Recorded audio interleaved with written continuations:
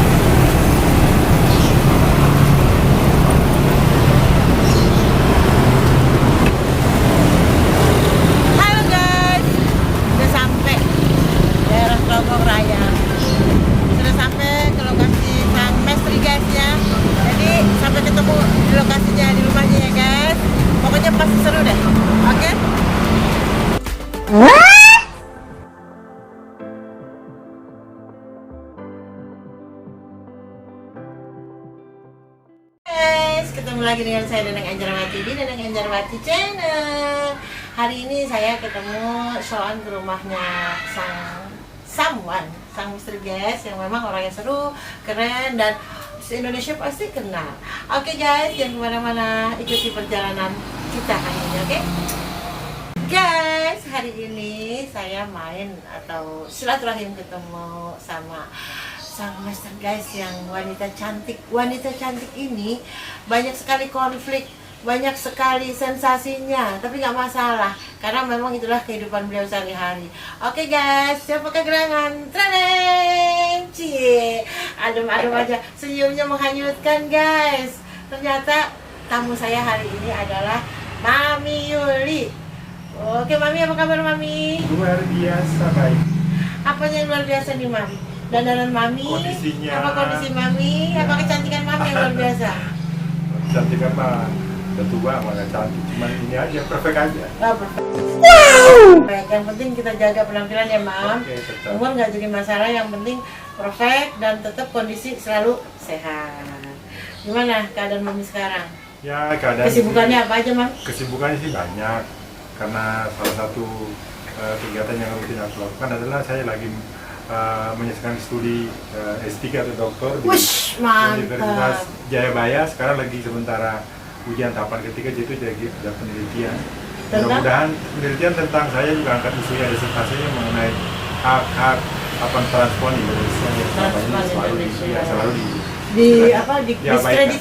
didiskreditkan atau dizolimi lah bahasa kasarnya. Tapi sekarang Mami merasa yang Neng dengar nih, Mami ini kan sekarang punya jabatan sebagai ketua transpuan se-Indonesia. Apa sedunia, Mam? Se-Indonesia. Terus Mami menerima tugas tersebut fun-fun aja, atau memang karena Mami merasa tanggung jawab Mami sebagai sesama transpuan harus lebih banyak membantu kaumnya? Ya, kalau kita bicara soal konteks itu sih, yang penting sih dari hati dulu. Yeah. Kalau dari hati kita itu mencintai pekerjaan itu, pasti kita akan lakukan dengan baik. Karena kita terus terang bahwa menjadi seorang pemimpin transpuan Indonesia, apalagi dengan konflik kondisi, kultur, dan budaya yang sangat dominan ini, juga tidak gampang. Karena kita harus ekstra kerja keras, karena terus terang, kalau kita jadi seperti presidennya Jokowi kan punya gaji. Betul. Tapi kalau kita presiden hariannya sih, yang kita dapat apa sih? Cuman kerja-kerja sosial itu yang kita harapkan, bahwa kemudian kerja-kerja ini dengan rasa kebersamaan ini mudah-mudahan nanti di akhirat itu kita bisa dapat pahala dari yang. Oke, yang jelas di sini Mami sebagai ketua transpuan ini, motivasi, misi dan visinya hanya ibadah haji ya Mam. Ya. Oke, makasih Mami, jangan kemana-mana dulu. Oke guys, tunggu dulu selanjutnya, masih seru guys, kita tunggu lagi. Oke guys, masih tetap di Nenek Anjarwati channel. Perbincangan kita hari ini ternyata sangat asik banget. Ternyata aku dulu masih kecil nih, ketemu Mami lagi SD ya Mam. Yeah. Mami ini lagi heboh-hebohnya, heboh banget, jadi ratunya voli deh. Mami ini hobi voli sama juga dengan aku. Tapi yang jelas aku kenal Mami dari kecil. Dulu takut, nggak berani. Soalnya gimana, Mami ini orang pendiam, kalem. Tapi setelah gede sama-sama udah umur lah, kita bisa beradaptasi ya Mam, bisa satu voli, satu klub. Kadang-kadang kita ketemu di lapangan, ternyata Mami orangnya asik banget, the best banget. Oke, kembali saya akan tanya Mami nih tentang kehidupan Mami yang yang penuh dengan sensasi kalau menurut kamu sekarang, Mam. Gimana, Mam? Neng juga kadang-kadang suka bingung ya, Mam. Kita tidak mendiskreditkan waria atau sekarang bahasa halusnya transpuan ya, Mam. Karena memang dari zaman dulu kan banyak sekali bahasa-bahasa tentang apa sih transgender ini ya kan. Pertama nggak apa-apa zaman ya, Mam. Pertama dibilang banci, terus bencong, terus waria, dan sekarang lebih halus lagi transpuan. Memang kan mereka juga manusia ya, Mam, yang harus kita hargai.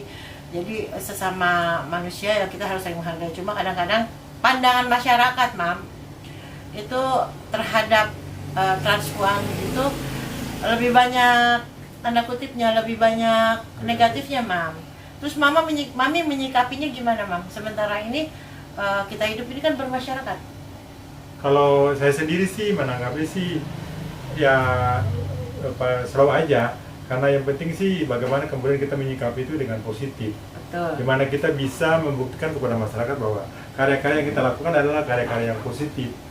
Jadi selama ini kan orang melihat bahwa banyak sekali di luar sana teman-teman transpuan yang lebih cenderung mereka berkarya dengan mengamen atau mereka menjadi PSK jalanan. Untuk itu ya saya juga mencoba untuk mengubah opini masyarakat seperti ini dengan memasuk dalam salah satu wacana yaitu edukasi.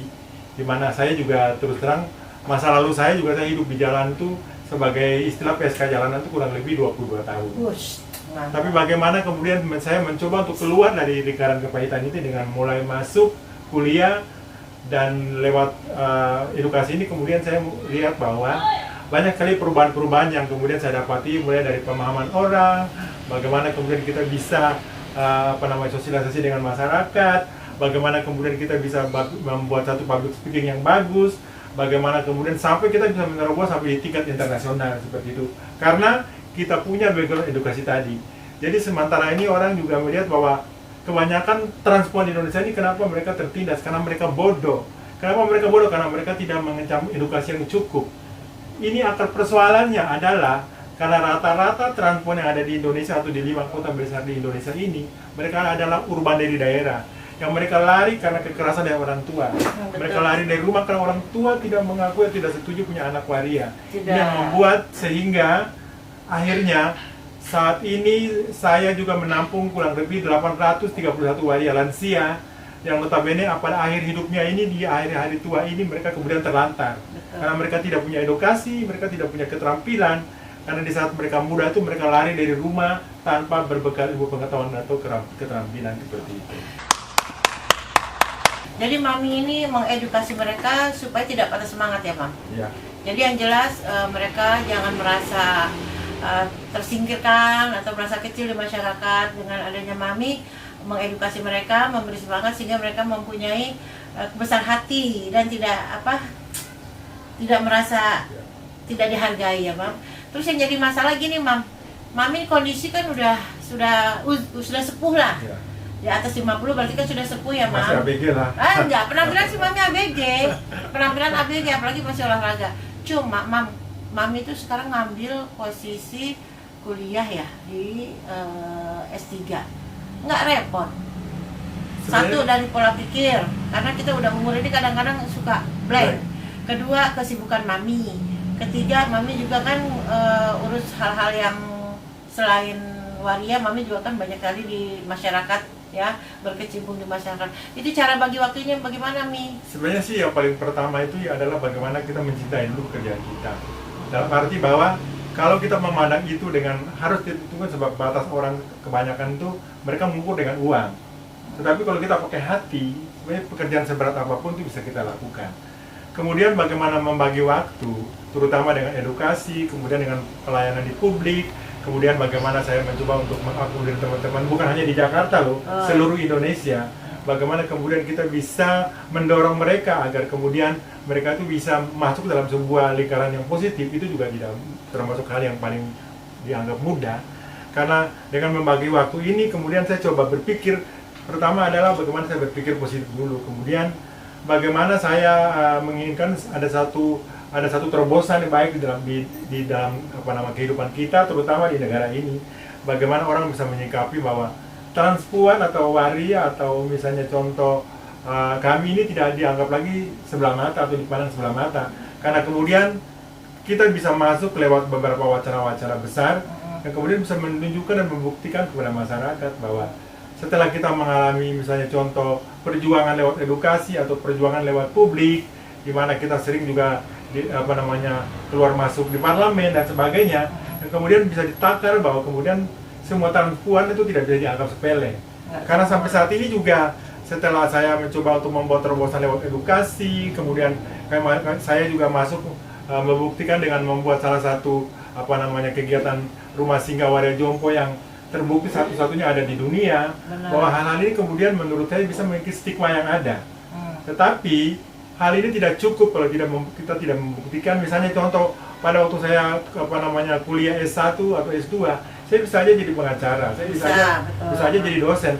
Tapi saya berpikir bahwa saya harus melakukan penyelesaian studi ini sampai dengan tingkat doktor. Karena setelah ini saya akan menunjukkan salah satu posisi bahwa orang akan menilai, bahwa orang melihat bahwa ternyata waria juga mampu. Dan ini kemudian saya harapkan bisa menjadi satu inspirasi buat teman-teman waria lain, agar mereka tidak lagi menomorsatukan misalnya contoh kecantikan atau mereka menomorsatukan untuk mengkonsumsi hormon, tetapi bagaimana kemudian dari usia muda ini mereka bisa mengejar tentang edukasi. Karena salah satu bukti bahwa di rumah singgah kami di Depok Sono atau rumah jompo waria itu banyak sekali waria-waria yang tua, ini mereka hidupnya susah. Karena mereka lebih banyak itu menjadi istilahnya pengamen jalanan atau mereka menjadi pengemis jalanan. Pemulung, yang pada waktu mereka muda itu dulu di Taman Lawang itu mereka bisa sampai glamor, bisa naik mobil 5-40 kali, tidak memikirkan hari tua mereka. Tapi Mami katanya bikin suatu yayasan ya, yayasan yang Mami bilang tempat penampungan untuk jompo-jompo transpuan itu sampai 800 orang. Itu dapat support nggak dari pemerintah, Mam? Kalau dibilang support dari pemerintah sih sekarang ini jangankan istilahnya dalam situasi pandemi ya. Sebelum pandemi aja juga memang kita pikir bahwa bantuan pemerintah itu kan ada alurnya, ada aturannya. Betul. Cuman kita ya kalau dibilang nggak dapat bantuan ya dapat juga. Betul. Kalau dibilang dapat juga tidak seberapa. Tetapi setidak-tidaknya menurut saya bahwa rumah singgah waria jompo ini juga dapat support untuk nutrisi dan obat-obatan ringan. Walaupun jumlahnya nggak besar, tetapi setidak-tidaknya bentuk kepedulian yang dilakukan oleh pemerintah itu ada. Dan kami harapkan bahwa ini kemudian dari rumah singgah ini nantinya ini bisa dijadikan sebagai salah satu istilahnya salah satu kegiatan yang bisa dijadikan ikon untuk kemudian mengangkat citra waria. Dan saya harapkan ke depan itu lewat pemerintah atau lewat donatur-donatur yang lain ini bisa dijadikan sebagai salah satu panti yang kemudian bisa mengakomodir kesulitan-kesulitan teman-teman transpuan terutama di Indonesia seperti itu. Oke, Mam, jadi kalau Mami masih menerima donasi? Kalau donasi sama sih nggak mau terima, apalagi saat pandemi seperti ini pastilah. Berarti siapa aja bisa ya? Bisa untuk mendonasikan sebagian rezekinya untuk yayasan yang Mami kelola, ya kan? Ya. Kan kalau kita mendonasikan nggak harus selalu jompo yang panti jompo, yang lain-lain juga. Tapi alangkah lebih baiknya juga kita berbagi juga dengan teman-teman transpuan, karena mereka juga manusia yang butuh bantuan dari kita. Betul nggak, Mam? Betul banget. Oke, guys, untuk season pertama ini, part 1 ini kita bicara tentang transpuan yang Mami kelola. Tapi nanti kita akan lihat seperti apa sih kehidupan Mami selanjutnya. Ini makin seru. Jangan kemana-mana guys.